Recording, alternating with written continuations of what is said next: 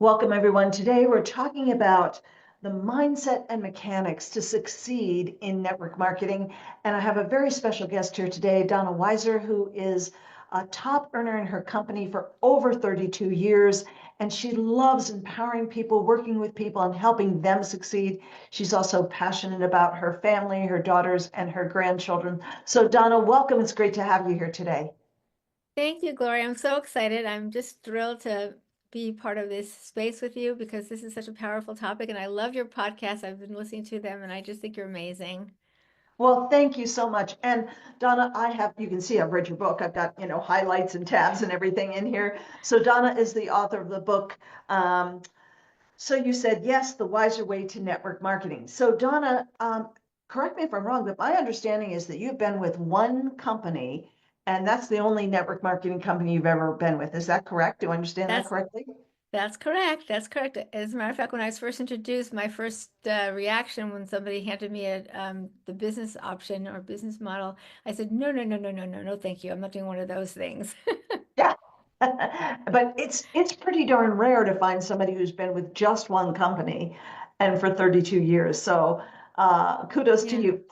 So Donna, for our listeners and our viewers, what do you think? So many people, you and I've been in the industry for over 45 years. I've worked with thousands and thousands of people, and there's so many people that I believe have all the best intentions in the world, and they really want to succeed and they try and they work hard, but they don't. So, what do you think the key is to succeeding in network marketing? Well, you have to have the right mindset. Okay, It's so important. If you don't have the right mindset, you might as well just don't even start, right? I mean, you have to, and we all know that personal development is a huge part of success in this business, and most people don't come in with that great mindset. So when you're coachable and you listen to the people who brought you in and you learn to have that positive mindset, you learn to do the personal development work, to do the affirmations, to get yourself in that right mindset, there's a better chance of having success. But along with that, and that's why I like to call it mechanics and mindset, I think the reason that people don't succeed in our business is they're not consistent. They're not hmm, consistent. They start, stop, start, stop, start, stop. The guy, who's the guy? He did a great video with the popcorn. Um, I'm blanking on his name. Brian. I'm breaking out his name, but there's a great video where you see him putting a bag of popcorn in the microwave, uh-huh. and then he shuts it off every after a couple of seconds, and then opens up the microwave and said, "What's why isn't this popping?" And then he closes the microwave, puts it, opens it again a few seconds later. Why isn't it popping? Because you're not consistent. And I think that's the reason that I've been coaching many people as you have over the years. And the reason I believe they're not succeeding is they don't believe in themselves and they're not consistent with the work that they need to do. They need to learn to stay out of the results because the results don't happen overnight. Right. Yes. And that's challenging because people join, they're excited, right? Whether it's network marketing, affiliate marketing, any kind of business, you get going in any kind of business and you're excited. And, as human beings, we want instant gratification, right? Unfortunately, we've been even more and more and more wired for instant gratification. And then what? I have to wait. I have to wait for results, Yes, it's so true. And it's interesting because we always say that when you're out there prospecting and looking for people to talk to, it's not always who you know, it's who they know. Right. I'm my mentor, the woman who's my upline, and I'm direct to her today. When I first joined my company, I was 5 generations down from her. The people Wow. between us walked away. I'm still Yeah. here. I brought millions of dollars into her pocket because I stayed, right? Yeah. Yes, absolutely. So, Donna, in your book, you talk a lot about your journey to success. How long was it after you started before you really started getting traction and seeing success? Do you remember? So yeah, I do remember exactly. I do remember because it took me. So let me step back for a moment. So my why when I first came in, and of course having a why is so important. My why when I came in was to put my children in private school, Okay. and at that time I had a couple of years before I had to find a way to do that. So within 18 months, I got to the second highest rank in our company in 18 months. Then it took me another 6 years to get to the highest level, the highest rank. Why 6 years? Because I wasn't working in my personal development. So I know for me, having that why was really powerful, and I worked really hard. I worked really hard, but I worked with Sonia Stringer, who was a wonderful coach for me. And she was the one that taught me, Donna, it's not about what you're doing, it's about who you're being. And when I learned Mm-hmm. about that important concept, because if you're running around like a chicken with your head cut off, crazy, crazy, crazy, who's going to want to join you, right? And that's what I was Right. doing for those first 18 months. I was working so hard. And it's not about working hard. Of course, again, the consistency is important, but I really believe that for someone to be successful, and the reason for me, the reason I was successful, it took me 18 months, is I put my blinders on. I was very coachable, and I listened to what people did before me. I wasn't going to try to reinvent the wheel because I had no experience in this industry. Right. Okay. So how do you deal? I mean, we know so much of it is mindset, but there are so many no's involved in what I call, quote unquote, the old school belly to belly, which is the way, I mean, 23, 32 years ago, that's the only way you could build, right? So you were out there talking to people, maybe, phoning people, but we didn't have cell phones 32 years ago, right? We certainly didn't have the internet. We didn't have Facebook. We didn't have anything online. So you built old school belly to belly, like I did when I first 100%. got started. Um, how do you deal with all the rejection and the no's? Yeah, that's a great one. And there's a great book on I say I'm blanking all the things, all my little tools and tricks. Uh what was the book about? There's a book about no's, getting no's. Go for the no, Go go for go the for the no. no, go for the no. Yeah, thank you. So it's funny because I would teach my team, and I did this for a while myself, is I took a jar, and on the jar I wrote no's to, N-O apostrophe S, no's to the rank advance that I was looking to achieve. And every time I got a no, I put a penny in the jar. And it was really fun because I told all the people that I coached, by the time that jar, it's like a little, like a jam jar, right? By the Right. time that jar, only about this size, by the time that jar was filled up with pennies, you'll definitely be the next level, because we have to embrace the no's and know that no doesn't always mean no, correct? No sometimes means not now. I don't have enough information. I don't know enough, because I was a no. I said no at first when I was first handed this business option. I said, no, thank you. I'm not doing this. So if people take those no's personally, they're in trouble, right? Yeah. And how do you not take it personally? You have to It's just, easy for you to say, right? I mean, right.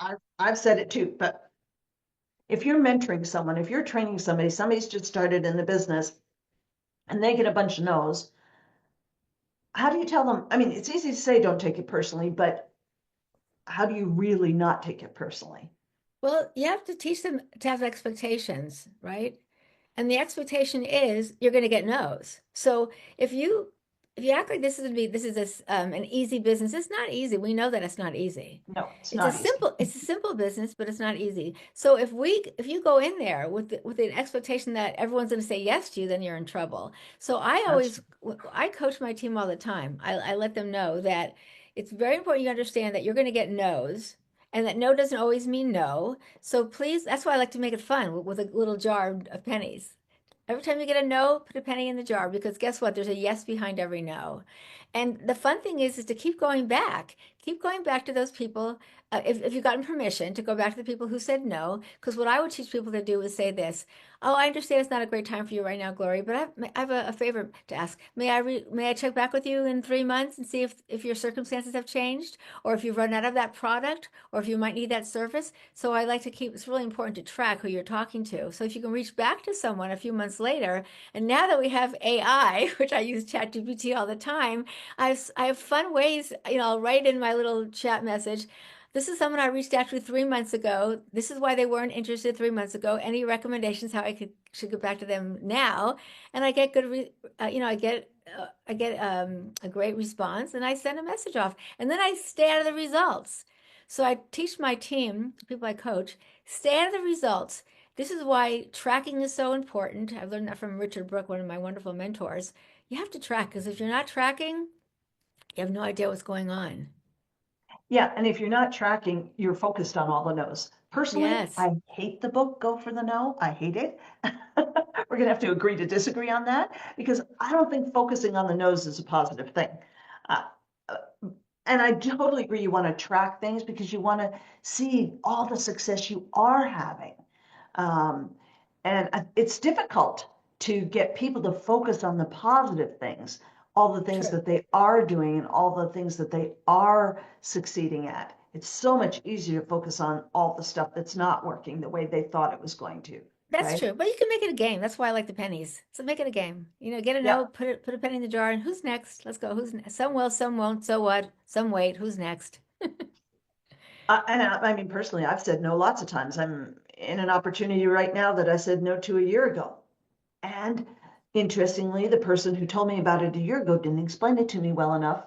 They didn't have all the information. They couldn't answer my questions. And so I said no. And then a different person came back around, had more information, got me connected to the right people that I could talk to. And then it Yes. was like, oh my gosh, this is an amazing opportunity. I You wish know, I hadn't said no a year ago. that's a great point. And what I will share with people often is that when you reach out to someone and then you don't reach out again, then you're priming the pump for someone else, which Yeah, is what happened with you. Someone didn't get the right exactly. information, they primed the pump, somebody else came in. And so it's really important. That's why tracking is important and keeping track of who you're talking to is important because if you're out there getting leads, and when I first started my business, my goal was to come home with 10 names every single day. Cold market. I built my business 100% with a cold market. So I would not come home unless I had 10 names. And I usually got them at the mall. I'd go to the mall, drop my kids off at school, go to the mall. But the reality is, if you're getting that many leads and you're talking to that many prospects, you have to find some way to keep track of that, right? Absolutely. But Donna, now if you were starting all over again today, let's Hmm. say you were the age you were, 32 years ago, you're that age today, what would you do differently? I would embrace personal development sooner. Okay. I And read, yeah, would I'm you so still sorry. go to the mall and talk to people? Because I don't do that at all. Oh, I still do that. I get cold leads Oh, all the time. so I what do you do with your team members who don't want to do the old school belly to belly? Well, I mean, listen, today we have social media, but the thing is that even with social media or whatever, I don't even do TikTok, but I do Instagram and I do Facebook. But even with that, once somebody meets someone in that setting, that's definitely not my strength. The social media building business, it's not my strength. I send my people to other, trainings for that. But even with social media, when you meet someone on social media, you still have to take it off of the instant messages and get on the phone and call them. And people don't want to pick up the phone and call anymore. They just want to No, I don't want to pick text. up the phone. I refuse to pick up the phone. Absolutely, I positively refuse to pick up the phone. All I my still team do. members know that. I don't do that. I still do, and I still pick up the phone and I still talk to people and I still get leads wherever I go. I love the cold market. I have lots of success with, I still to this day have good success with the cold market. Recently, my car was in the shop for a long time. And when we were going to pick it up after some challenges we had, my husband was bringing the guy a bottle of scotch. I go, great, you bring a bottle of scotch and I'm going to bring my product for my company. And I brought a product to my company. And it turns out this guy, maybe 10 years ago was it happened to be in a network marketing company, and we started chatting and he and I just had coffee last Saturday. I mean, I'm meeting people wherever I go because I truly believe even with social media this is still belly to belly. I know we can Oh, text all the time, but the reality is you have to have a conversation with someone at no, some you point. don't. You don't. You absolutely do not. You don't. I built a team of over 162,000 people in 7 months without speaking to a soul. Oh, well, see, I love talking to people and I love the relationships that I build with people. So, I mean, maybe I'm still kind of still at old school. But I love the belly to belly connection with people. Even when I meet them on social media, I like, let's get on the Zoom, let's talk, let's chat. I'd love to meet you. Now, you can't get 162 leads, or 162,000 leads that quickly, of course. I know there are systems for that, of course. But the way I continue to build my business, and again, I'm very blessed to have the business that I have today. Right. And especially considering that there's many companies that are going the affiliate route. Our company, the owners of our company have committed to us that we're not going to fold or we're not going to go affiliate. And I love the people part of this business. So that's for me. What would I do differently today? I think I would just focus more on personal development because if my head was in a better place, it might not have taken me 6 months. I'm sorry, 6 years to get to the top rank. Okay. Um, so what do you do? You have to have team members that don't like doing the cold market. Yes. So how do you help them? Well, actually, the truth is that I didn't talk to the warm market when I first started because my family and friends thought I was out of my freaking mind because I dropped out of graduate school to build this business. I was in graduate school halfway through a master's in business when I was introduced to my company's product, and then I tried the product. It helped the challenge that I had, and then when I went back to think about that business that they offered me, I said, maybe there is something to this. And I called the gal. We got together and chatted. So I didn't talk to family and friends because they thought I was crazy, and I didn't have the same belief in this industry. I had a really bad experience with someone who tried to get me to a network marketing company, and not in a very authentic way. They weren't honest. I'm always honest. The first thing I say to someone Yeah. is, "This is my company. It's network marketing. I'm proud of it. I'm a network marketing professional."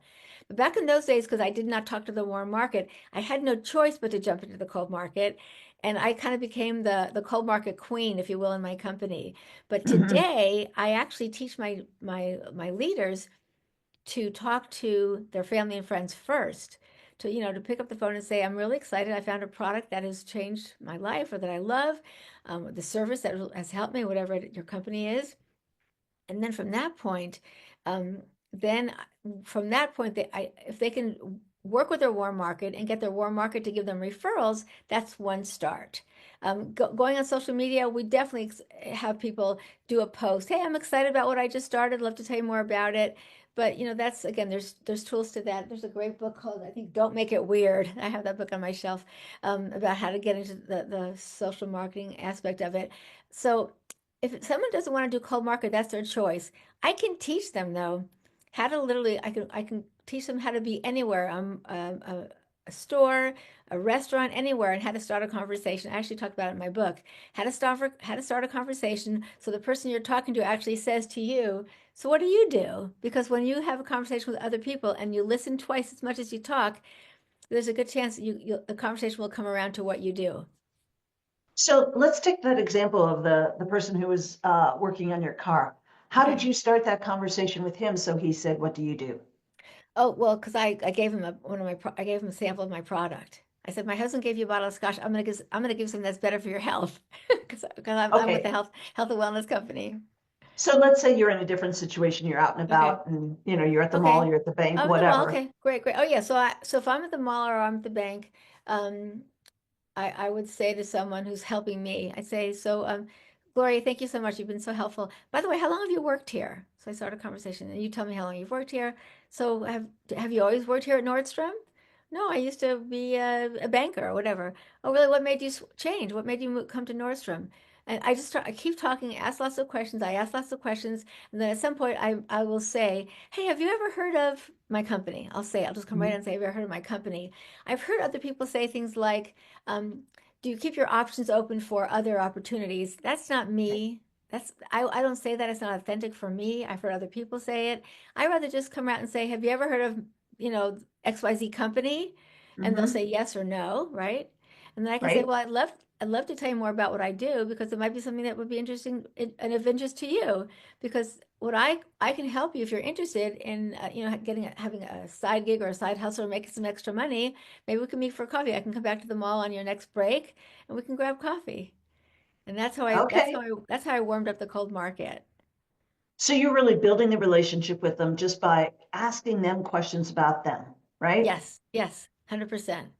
And sometimes the fit, and listen, if the person who's waiting on me, whether it be a restaurant or a store or whatever, if they don't have a great personality or I don't get a good vibe, I'm not going to talk to them.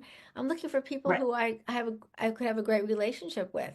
If I'm at the vet because my company is vegan and we're cruelty free, then I'll bring up, "Hey, what do you use for, your skincare products? What do you use for your health and wellness products? Because I work with a company that's vegan and you might be interested." Right. So 32 years ago, you set this goal for yourself to send your kids to private school. You accomplished that, correct? Yes, check. And um, and you were out there working really hard. And you talked about the fact that you would come home every day with 10 names. So fast forward 32 years, you're at the top of your company. You shared with us that you just turned 70 years old. How many people are you connecting with a day? I mean, have you dialed way back and you're not actually out there as much, Oh or are yeah, you I'm still definitely not. doing? I'm not out there as much at all because I'm busy doing other things with my grandkids. I play mahjong, I'm golfing, I'm doing lots of fun things. But Okay. wherever I am, my antenna is always up. I'm always listening and looking. Who can I help? Who can I serve and help? Because the world is filled with people, especially today, what's going on with the economy.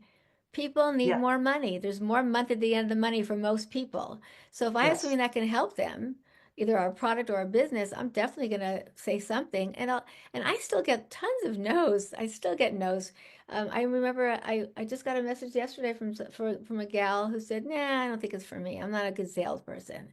Well, I've got a good overcoming objection for the salesperson, but I get no's all the time, and then I just say what I said to you earlier. Well, I understand that, but perhaps if they're not interested in the business, then I go to the product.